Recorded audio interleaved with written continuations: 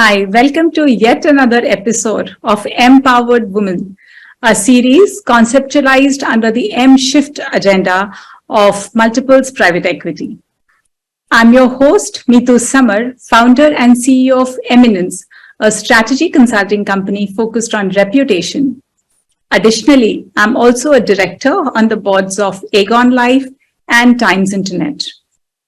On behalf of Multiples, today I will be in a conversation with a very accomplished woman from Multiples private equity company portfolio, Veena Satish, the Vice President of People and Culture at MoEngage. Veena has very enriching career. In fact, she has worked with companies across different sectors.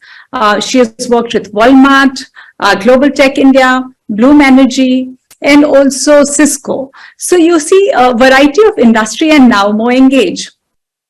Hi, Mitu, and thanks for having me here. Absolute pleasure. In fact, as you are aware that Multiples is driven by this whole principle of profits with purpose.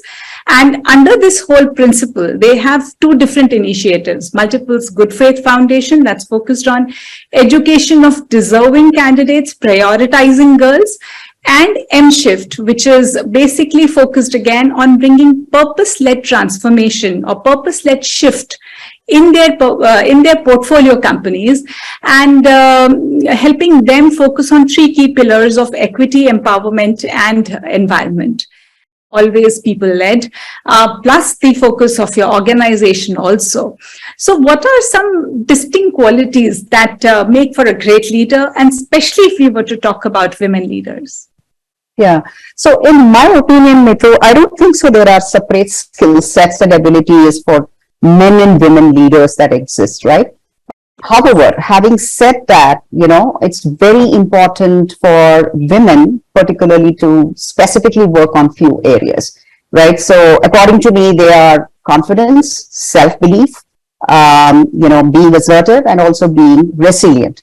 These things are something that is not taught to you right from the beginning, and it's not that it doesn't come naturally also to everybody, but it's very important for women to train themselves on it over and over again, even if you are a very experienced person, right?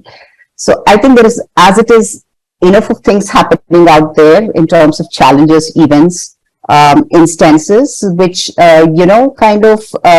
put women into a situation which make them weak mentally, socially, emotionally, and sometimes even physically, right? So it's very important that you believe yourself, as long as you know you're doing things right and you know you're going in the right path, it's very important for you to stay confident and speak and stand up for yourself. It's fine if you're not perfect. It's absolutely fine, if there is an impression created about you. It's okay if somebody kind of sets up, a perception around you saying that you're very rude, just because you're expressing what you feel is right. So it's absolutely fine to have all this around you, but stay confident, believe in yourself, as I said, and, it's very, very important wherever you have to make a point, do make your point there, right? That's very important according to me. And last but not the least, it's also important that it's very common amongst women leaders in terms of, you get sucked into the whole things that is happening around you. And typically, if you see, the women leaders are only a handful at the top, right? As it is, leadership positions are very lonely kind of roles, right? And women leadership adds more into that complexity, right? It's perfectly fine. It's okay for you to keep saying that to you, and it's okay to be me. It's okay to have failures, but it's very important for you to bounce back, right? It's and rather than kind of leaving that energy, which is going to drain you away further for a very long time, it's really important for you to bounce back. So I think these four things revolve around, being a very successful and strong, particularly women leader, according to me. I completely connect with this thought because, all of us in our own careers also have come across these challenges, some labels, and like this, my favorite case study of Harvard, where there's this, there are two there are two leaders, Howard and Heidi, having same background, just that when the analysis is done, one is labeled aggressive while one is labeled ambitious and assertive, right? Yeah. But that's I'm observing over the last 20 years of my career also, that while this is now getting recognized, right, that organizations are recognizing that there is this kind of a conditioning, there is this kind of social expectation, and it's difficult for anybody to just kind of decide tomorrow that I'm not going to be a part of this and I'm going to be part of that. So organizations are realizing this and responding with right initiatives around equity, around especially with a focus on gender equity. So I'm very keen to understand, how does MoEngage go about it, and especially because you have quite a young workforce as well, and quite a diverse workforce across geographies. So how is MoEngage going about it as a multiples portfolio company, and the M-Shift agenda of multiples? How's all that helping you? Yeah. So we have about 27% of diversity ratio at this point in time at MoEngage, and we have been very fortunate to attract a good amount of women workforce or women talent. A lot of credit I would give it to our culture, honestly. So we have a culture of being open, transparent, flexible, and empowering. And these are some of the things which women resonate quite a bit. So that is one thing I would like to kind of dedicate to. And apart from that, what we are also done in the recent past is we have tied up with Jobs for Her, and we did a couple of sessions with them wherein we showcased our women leaders. Essentially, it was to understand, to make other women understand, in terms of how does it feel for a woman, and what are the typical challenges they go through in their careers and so on, and their solutions towards it, and how they have worked through around it, and how is MoEngage being very conducive in that, kind of curbing those, or, in addressing those issues and queries, right? So that is one thing that we showcase. It was also an opportunity to create a visibility of our women leaders in the external market, right? So we also did a very similar situation for, we kind of went and gave, we had some kind of relationship building with some of the women-specific universities. So wherein we also kind of showcase the kind of talent, the kind of work, and the kind of flexibility women have to work with us. And we also again showcased our women leaders there. So that was another initiative with it. In the month of October, we also launched something called as a Career Week. And as part of that, we did some mentorship sessions. Now, this was nothing unique addressing only to women workforce, but it was largely to all. But a lot of women also saw, an opportunity. They got to talk to their mentors, talk about the concerns in the workplace, address them, and getting their perspectives and so on. That helped them a lot. We also, as part of the Career Week, we brought in, formalized a policy or a program, which was like a back to work program, wherein we were trying to get some, women workforce who had taken break in their career, and how we could kind of bring them back, particularly in the tech world, right? So that was something, this is of course work in progress, but that's something that we kind of launched very recently. I think the biggest key thing that we drove was in terms of a large inclusion and diversity, from an inclusion and diversity perspective. We actually kicked off the ERGs, which are the employee resource groups. We kind of brought in 3 separate ERGs focusing on 3 different aspects. One was focusing upon the women empowerment.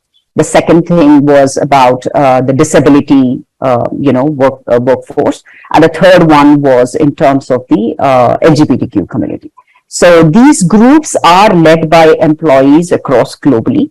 And the primary objective of these groups are to kind of discuss, address, and also kind of build awareness over the concerns and, the situations that exist, which kind of are quite challenging for people in that particular area. It also strives to kind of bring in certain resources, tools and, certain solutions to some of these areas. And it's a community, so it gets into networking opportunities for people to kind of understand other perspectives and so on. This group is just not limited to building networking opportunities only within our company, but also with the larger ambition is to get outside and beyond MoEngage too, right? So we also are looking at building at some mentoring circles for women, bring in industry leaders to have conversations, and even leaders within the company to talk to them and educate them in terms of how things are and so on. So those are some of the ideas and thought process behind these ERGs, and we have launched it officially. Last but not the least, the recent most one that we are now kind of working on is the bringing in some of the policies which resonate with particularly women workforce, such as leave benefit for the menstrual period and so on, right? So we are doing currently an informal benchmark to understand how other companies work on this and so on. So that is something that we are planning to launch in the month of February. So these are some of the activities and programs that we run, which can support even the larger scheme of things from a woman perspective, which resonates with what Multiples is doing. So M-Shift is kind of it's the same perspective that they are trying to bring in about, right? So absolutely. Yeah, and the way whole organization is responding to it, and the whole ecosystem is responding to it. I think that's so encouraging to see. I'm quite sure the whole women workforce is going to benefit without compromising on meritocracy, right? So that is always, of course, at the center of our thought process. Yeah. So what's your message to all the women viewers that are watching us, and generally all the viewers who are watching us? Yeah, so I would say it's okay not to be perfect, right? And women have this saying that, oh, I need to manage my house, I need to manage my profession, I need to manage the kids, I need to manage that. Yes, you need to manage. I mean, there is no miracle pill, or there is no magic bullet that's available for all of us.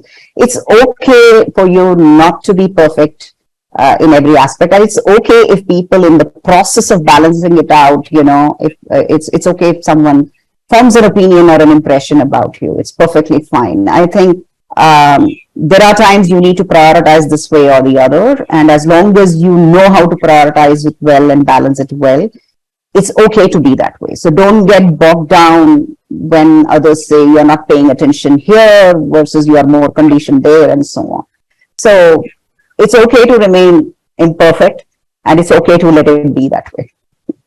Absolutely. Like the famous song goes, right? It's okay to be not okay. Absolutely. Yeah. Sometimes, yes, absolutely. And I think this is very, very important mantra that all of us need to be cognizant of. So thank you so much, Veena, for sharing your time and also sharing these little anecdotes and thought process. And I'm quite certain that our viewers would have benefited from it. So on behalf of Multiples, a big thank you to you as well as to our viewers for spending their time here. Yeah, thanks again, Mitu. Thanks for having me here, and it was a great opportunity for me to share my perspective and enjoyed the conversation thoroughly. Likewise. Thank you. Thank you so much. Keep watching this episode for more insights, and we'll be back soon with another story. Thank you. Bye-bye.